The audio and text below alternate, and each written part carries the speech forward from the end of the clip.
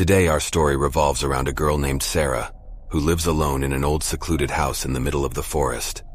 She liked the quiet of this place, but every now and then she would hear strange stories about the terrifying phenomena that were taking place in the area. Despite the warnings of the people of the nearby village, Sarah did not believe the legends and continued to live in her house.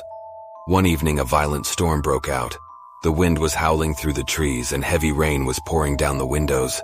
Sarah began to feel uneasy, as each rumble of thunder sounded closer and more menacing. But she comforted herself by telling herself that the storm was playing with her imagination. Suddenly, the lights go out, plunging the house into darkness. Sarah pulled a flashlight from her drawer but couldn't. Noticing that the darkness seemed deeper, she decided to check the electrical panel to see if the fuse had blown. As she was heading downstairs, she heard strange noises coming from upstairs. It was like a distant whisper that seemed to come from her own room. Sarah slowly climbed the stairs.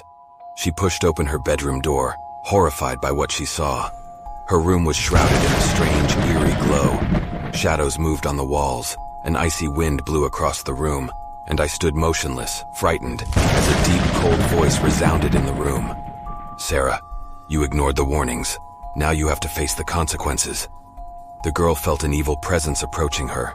She wanted to run away, but something stopped her. She heard slow, shuffling footsteps approaching from behind her, and then an icy hand landed on her shoulder. She turned around and saw a dark figure staring at her with piercing red eyes.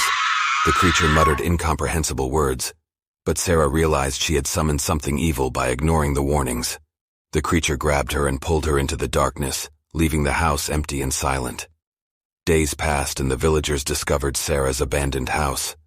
They said they heard terrifying screams coming from the forest that night. Some claimed to have seen a dark figure hovering near the house.